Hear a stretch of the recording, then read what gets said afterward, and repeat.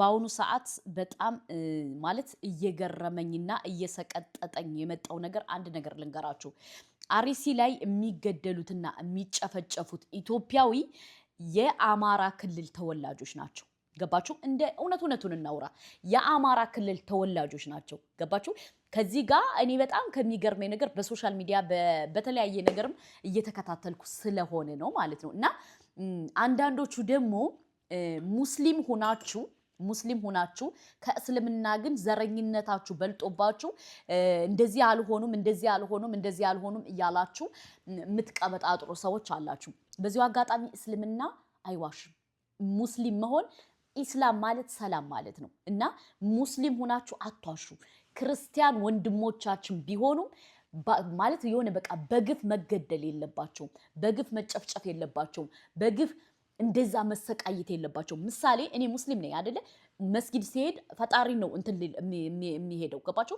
እነዚህ ኦርቶዶክሶች ደግሞ ሃይማኖታቸውን ጧት ተነስተው ወደ ቤተክርስቲያን ሲሄዱ በዚህ ደረጃ እንግዲህ ቤተክርስቲያን እየተቃጠለ ምን እያለ በማንነት ነው እየሞቱ ያለ እና ፍትህ ለእህት ለወንድሞቻችን እና ከቻላችሁ ደግሞ ዝምላችሁ ባትዘበራርቁ።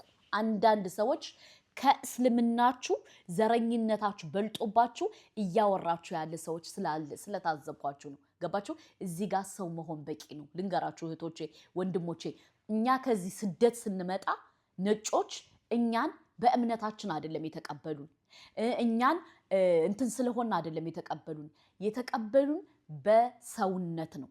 ሰውነት ማለት ነው። ሰውነት ማለት ምን ያክል ትልቅ ነገር እንደሆነ የተረዳችሁ አልመሰለኝም። እናንተ ግን የገዛ ወንድሞቻችሁን፣ የገዛ እናቶቻችሁን፣ የገዛ አባቶቻችሁን፣ የገዛ ጸሎት የሚያረጉትን፣ ለሀገር ሰላም የሚጸልዩትን፣ ለሀገር ሰላም ዱዓ የሚያረጉትን እያነቃችሁ እንደ ዶሮ ትገላላችሁ። ይህ እኮ ወንድነት አይደለም። ወንድነት ብሎ ማለት ህዝብን ሰላም ሰጥቶ በትክክል ህዝብ ወጥቶ ሰርቶ እንዲበላ ማድረግ ነው ያለባችሁ እንጂ እናንተ የሆነ ኮሽ ባለ ቁጥር ያኒ እንትን የምጨፈጭፉት ምንም የማቀውን ማህበረሰብ ነው።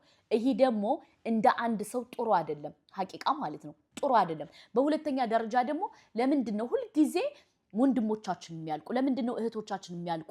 እነዛ ሰዎች እኮ በኒ አደም ናቸው። እነዛ ሰዎች እኮ ነፍሳቸውን እኮ ማለት መኖር ይፈልጋሉ፣ ማየት ይፈልጋሉ፣ ልጅ ወይም መውለድ ይፈልጋሉ። እናንተ ግን እንደ ዶሮ እያነቃችሁ እየገደላችሁ ምን ያክል ሰላም ነው የምታገኙት? ምን ያክል ነው ማለት እኔ አላቅም ወላሂ።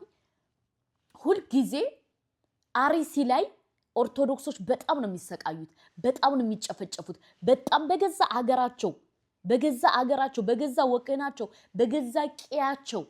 ኢትዮጵያ ናት አይደለ?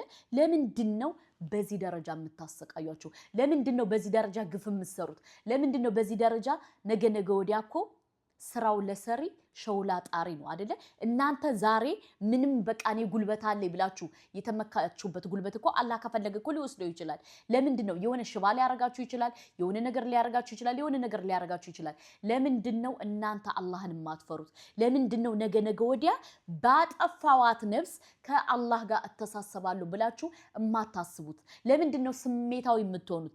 አፈሩን ተሸክማችሁ ትሄዳላችሁ ስትሞቱ እናንተ ቤተ ክርስቲያኑን ተሸክማችሁ ትሄዳላችሁ። ምእመናን እንደ ምእመናን ያላከበረች፣ ምእመናን እንደ ምእመናን፣ ሰው እንደ ሰው ያልተከበረበት ምንድን ነው የሚሰራላችሁ? በቃ ሰውን ገላችሁ ባዶ መሬት ተሸክማችሁ ምን ልታረጉት ነው? ምን ሊሆን ነው? እናንተም እኮ ነገ ጧት ትሄዳላችሁ። እዚች ዱንያ ላይ የመጣ ነው ሁላችንም ልንሄድ ነው። የተወሰነ ጊዜ እንቀመጣለን። ፊትና ኋላ ሁነን ስንሄድ አንደኛው ብልጥ አንደኛው ሞኝ አይደለም። ገባችሁ? አንደኛው ብልጥ አንደኛው ሞኝ አይደለም። ሰው እስከተፈጠርነ በዚች ዱንያ ላይ የተወሰነ ዓመት እንኖራለን። ረብል ዓለሚን ኑ ሲለን እንሄዳለን። እናንተ ግን ከየትኛው ፕላኔት ነው የመጣችሁት? ከሰው ማለት እኔ አላቅም። ከሰው አልተፈጠራችሁም። ዝም ብላችሁ በቃ መሬቱ ምንድን ነው የምታረጉት? መሬት እኮ ካለ ሰው እኮ ባዶ ነው። ለመሬቱ ሰው ያስፈልገዋል። ሰው የሚባል ፍጡር ምሳሌ አሁን እዚህ እኛ ከምንኖርበት ሀገር አሁን አለ በጣም ትናንሽ ከተሞች በየቦታው አሉ።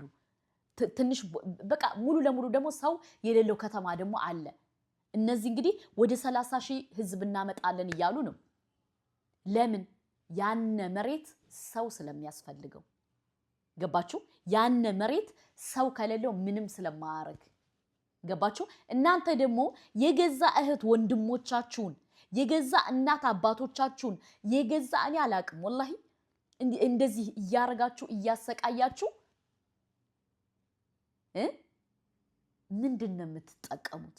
እናንተ እነማን ናችሁ? የትኛዋ ኢትዮጵያ ናት? በዚህ ደረጃ ኦርቶዶክስ የማይከበርባት ኢትዮጵያ የትኛዋ ናት? የኛን እስልምና እኮ የተቀበሉት እኮ የበፊት ኦርቶዶክስ ቤተክርስቲያን ነው አይደለ? የተቀበለ እስልምናን ወደ ነጃሽ ነው የተቀበለው። እስልምናን ተቀብሎ አስተናግዶ ምን ብሎ ከዛ በኋላ ኢትዮጵያ እስልምና እንዲስፋፋ ያረጉት እኮ እውነት ለመናገር እኮ ኦርቶዶክስ እህት ወንድሞቻችን ናቸው። ገባችሁ? እናንተ ግን አላቅም ከየትኛው ፕላኔት እንደመጣችሁ አላቅም። ሰው ናችሁ አውሬ ናችሁ ወይስ አጋዘን ናችሁ አላቅም። ከምንምና ከማንም ገላይ ግን ሰውነትን አስቀድሙ። ሰው የሌለው አፈር ምንም አይሰራላችሁም። አፈሩ ንግጧት ተሸክማችሁት አትሄዱ፣ ጥላችሁት ነው የምትሄዱት። ያና አፈር ንግጧት እናንተም ትሄዱበታላችሁ። አፈሩ ንግጧት እናንተም ትረገጧ። ይቺ አፈር አሁን እንደዚህ የሰውን ሰው ካለ ስም እየሰጣችሁ ሰውን እየገደላችሁ እየጨፈጨፋችሁ እያረዳችሁ እመኑኝ ነገ ወዲያ እናንተም ያጆች ናችሁ። ማንም በዚህ ዓለም ላይ የሚቀመጥ የለም። ደግሞ እኔ በጣም ከገረመኝ እነሱ ባረጉት ዱዓ እነሱ ባረጉት ጸሎት እኮ ነው እናንተ የምትኖሩት። እና እነሱ ባረጉት እናት አባቶቻችን ቤተክርስቲያንን በሉት መስጊድን በሉት እነሱ በጸሎት ባረጉት ነው እኛ እየኖርና ያለው እንጂ እኛ እኮ ለአላህ ብላችሁ በእኛ እድሜ ያላየነው ምን ነገር አለ? ምን አለ? ክፋተኛ ሸረኛ ክፉ ነን እኛ። እንዲያውም እናት አባቶቻችን ቤተክርስቲያን ውስጥ ምግብ ሳይበሉ ለኛ እየጾሙ እየጸለዩ አይ እናት አባቶቻችን በሰላም ሞተው መግባት አለባቸው ብለን መንገድ ልንሰጣቸው ነበር። እኛ ግን እናት አባቶቻችን እያሰቃየን እንሰዳለን። መሬት ደግሞ ያለ ሰው ምንም አያረግም። መሬት ያለ ሰው ምንም አያረግም። ልንገራችሁ ወላሂ ካልፈለጋችኋቸው ከዛ ላይ እንዲኖሩ ካልፈለገ ወደ ክልል ወደ አማራ ክልል ስደዷቸው። አማራ ክልል በጣም ነፍ ቦታ አለ ይኖራሉ አላህ ነው እስከሚላቸው ድረስ። እናንተ ግን አሁን ምንድነው የምታረጉት? ወንድነታችሁ ልክ የሆነ ፖይንት እንትሉና በቃ ትጨፈጭፋላችሁ። ልክ ትሉና ትጨፈጭፋላችሁ። ምንድነው እናንተ ሃይማኖታችሁ? ሃይማኖታችሁ ምንድነው እንዴ? ከምንም እና ከማንም በላይ እኮ ሰው መሆን ይበቃል። ያ ጀማዓ እኔ ይቅርታ አድርጉልኝ። እኔ የምኖረው ቤተክርስቲያን በሚጸለየው መስጊድ ዱዓ በሚደረገው ነው የምኖረው ብዬ ነው ማምነው። እንደኔ ወንጀልማ ከዚህ ዱንያ ላይ ቆሜ አልኖርም። ሁላችንም የዓለም ልጆች የተባልነው ወንጀለኞች ነን ከአባቶቻችን በስተቀር። ቆርበው ቤተክርስቲያን የገቡ ቆርበው ካህን የገቡ ዓለም በቃይ ብለው የገቡ እህት ወንድሞቻችን እናት አባቶቻችን ግን በዚህ ደረጃ ማሰቃየት ወንድነት አይደለም። ወንድ ብሎ ማለት እነዛን ዝቅ ብላችሁ እግራቸውን ማጠብ አለባችሁ።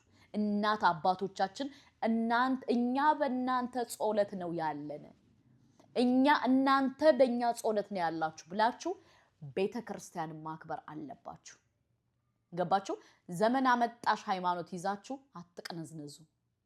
ዘመን አመጣሽ መታችሁ አትቅነዝነዙ። እንዴት ኢትዮጵያ ውስጥ ያን ሃይማኖት እንደገባ እኮ እናውቃለን። በዱቄት በዘይት ነው ሃይማኖቱን ያስገባችሁት። ስለዚህ አይቁላችሁ። ገባችሁ? እናንተ ካልፈለጋችሁ አይመለከታችሁም። የሚያምኑበት የኢትዮጵያ ኦርቶዶክስ እህት ወንድሞቻችን እስካሉ ድረስ ግን ቤተክርስቲያን አጠፋም፣ መስጊድም እንደዛው። እናንተ ስትፈልጉ መዘቅዘቅ ትችላላችሁ። ከዛ ላይ ግን እየመጣችሁ ደሃውን ሰው ማሰቃየት መብት የላችሁም። እናንተ እነማን ናችሁ? ኢትዮጵያ እንደ ኢትዮጵያ ሰው ያልተከበረባት ትልቅ ሰው ያልተከበረባት ሀገር ለኛ ምን ትሰራልናለሽ? እኛ የምንፈልገው የቤተ ክርስቲያን እህት ወንድሞቻችን ወጥተው እንዲገቡ፣ የሙስሊም እህት ወንድሞቻችን ወጥተው እንዲገቡ። ባይዘወይ የአርሲ ብቻ አይደለም። ገባችሁ? አክሱም ላይ ያሉ ሙስሊሞች ወላሂ በጣም ነው የሚሰቃዩት። በጣም እነዚህ አረንዛ አረመኔ ምን ያክል እየተስፋፉ እንደሆነ በደንብ ጠንቀቃችሁ ታውቃላችሁ። በዚሁ አጋጣሚ ልንገራችሁ እኔ ከገረመኝ ነገር በጣም ሀብታም የሚባሉ ደግሞ ወደዛ እምነት ይገባሉ። ለምን እንደሆነ አይዶን ነው፣ ለምን እንደሆነ አላውቅም። ስለዚህ እናት አባቶቻችን እህት ወንድሞቻችን እያሰቃያችሁ መሬቱ ምን ማረግላችሁ? አትሸወዱ፣ ፋራ አትሁኑ። መሬት ያለ ሰው ምንም ነው፣ ጫካ ነው የሚሆነው። መልሶ መሬቱ እናንተን ይበላችኋል። ያልገባችሁ ነገር ሰውን ገላችሁ ወንድነት ወንድ አይደላችሁም። እናንተ ፈሪ ናችሁ። ጀግና ብትሆኑማ እናት አባቶቻችሁን የቤተ ክርስቲያን እናት አባቶቻችሁን ይዛችሁ ነበር። እኛ ያለነው በእናንተ ጸሎትና ዱዓ ነው ብላችሁ ነበር የምታባረታቷቸው። እናንተ ግን እንደ ደሮ እያነቃችሁ ተወስዷቸዋላችሁ። በዚሁ አጋጣሚ የሰው ጀግና የለውም የጊዜ ጀግና እንጂ። ነገ እናንተም አርጅታችሁ ተዋርዳችሁ ትሞታላችሁ። በዚሁ አጋጣሚ ልንገራችሁ፣ ሰውን የሚበድል ሰው መጨረሻው አያምርም። ወላሂ ሰውን የሚበድል ሰው፣ ሰውን ካለ ስም የሚሰጠው ሰው መጨረሻው አያምርም። ገባችሁ? ስለዚህ ከእንደዚህ አይነት ስሜታዊ ወጥታችሁ እህት ወንድሞቻችንን አትግደሉብን። እናንተ ባትፈልጓቸው እኛ እንፈልጋቸዋለን። ካልሆነ እዛው አይቀመጡ የምትሉ ከሆነ ቦታውን እንደፈለጋችሁ ማድረግ ትችላላችሁ። እነሱን ወደ አማራ ክልል ስደዷቸው። ወደ አማራ ክልል ወላሂ የሚበሉት ቢያጡ ልብሳችን ሽጠን እናበላቸዋለን። ገባችሁ? ምክንያቱም የነሱ ጸሎትና ዱዓ ነው በየዓለም በየስደት ያለው ስደተኛው እየኖረ ያለው። የኛ ዱዓ አይደለም። የኛ ዱዓ ምንም ማለት አይደለም። ገባችሁ? የኛ ጸሎት ምንም ማለት አይደለም። እናት አባቶቻችን በየበረሃው ያሉ ዱዓ ግን አይመለስም። ገባችሁ? እኔ ወላሂ በጣም ነው የተሰማኝ። እንዴት ነው በዚህ ደረጃ አባቶቻችን በየቤተ ክርስቲያኑ ሁል ጊዜ እየተጨፈጨፉ? ለምን? በጣም ነው የሚያመው፣ በጣም ነው የሚከፋው። ሀገር የለኝም ወይ እስከምል ድረስ እኔ ደርሻለሁ። ወገን የለኝም ወይ እስከምል ደርሻለሁ። እኛ ስደተኞች ከኢትዮጵያ ውጭ ያለ ነው መቼ ነው ሀገራችን የምንሄድ እያልን ይህን እያየን ግን እንዴት ነው እኛ የምንመጣው? እንዴት ነው እኛ ሰላም ተሰምቶን ሀገራችን የምንመለሰው? እኛ እኮ ሀገራችን፣ አፈራችን፣ ቀያችን ይናፍቀናል። በየሙሉ በየአረብ ሀገሩ ያለው ስደተኛ ብዙ ነገር አለው ከውስጡ። እናንተ ያልተረዳችሁት ነገር አለ ብዙ። ወላሂ አብዛኛው ስደተኛው አገሩን ይናፍቃል፣ ቀየውን ይናፍቃል። ገባችሁ? ቢናፍቅ አፈር ይናፍቃል፣ አፈር ይናፍቃል። ገባችሁ? እናንተ ሀገር ማለት ምን እንደሆነ አታውቁ። እኛ ስደተኞች ስለ ሀገራችን ጠይቁን። ስለዚህ ወንድነት እየመሰላችሁ እናት አባቶቻችንን አትግደሉብን፣ አታሰቃዩብን። ገባችሁ? ይሄ ወንድነት አይደለም። ወንድ አይደላችሁም እናንተ። ወንድ ብሎ ማለት የቤተ ክርስቲያንን ሰው ማክበር፣ የመስጊድን ሰው ማክበር፣ ለመስጊድ ቦታ መስጠት ነው። እናንተ ግን ምንድነው የምታረጉት? የጊዜ ጀግና የለውም የሰው ጀግና እንጂ የጊዜ ጀግና እንጂ የሰው ጀግና የለውም። ዛሬ እነሱን ገላችሁ ሊሆን ይችላል፣ ነገ ደግሞ እናንተ በምን እንደምትሞቱ አይታወቅም። አንድ ነገር ልንገራችሁ፣ ወላሂ ህይወት በጣም አጭር ናት። ላይፍ በጣም አጭር ናት። ለአጭር ጉዞ ደግሞ እኛ እርስ በርሳችን እየተባላን እንደዚህ መሆን ግን በጣም ነው የሚከብደው። ለምን እንደሆነ ታውቃላችሁ? እኔ እንደዚህ ያለቀስኩት ተሰማኝ፣ ከፋኝ። ያለውት ስደት ነው። አገሬ መመለስ ፈልጋለሁ። ቄን፣ ቤተክርስቲያኑ፣ መስጊዱን ሰው ተደስቶ ማየት ፈልጋለሁ። እኔ ግን የማየው ሀገሬ ላይ ምንድነው? ሁልጊዜ ሀዘን፣ ሁልጊዜ ጭቅጭቅ፣ ሁልጊዜ ሰው ወጥቶ መግባት የሚገባበት ሀገር አይደለም ያለን። እኛም እኮ ችለነው ነው እንጂ እኮ ብዙ ቁስል አለብን። በጣም ብዙ ቁስል አለብን። ስለዚህ እንዲያው ለአላህ ብላችሁ ተዋቸው፣ በቃ ተዋቸው። እኛ መረረን፣ የት እንሂድላችሁ? እንደዚህ ስንሰማ እኛማና የማይሰማን ይመስላችኋል? የማይከፋን ይመስላችኋል? በጣም ነው የሚከፋን። በጣም ነው የሚከፋን። እኛ ደግሞ ያለነው እናት አባቶቻችን በሚያረጉልን ጾለት እንጂ በእኛ አይደለም። ወንድነት እየመሰላችሁ ግን አትግደሏቸው። ይሄ ወንድነት አይደለም።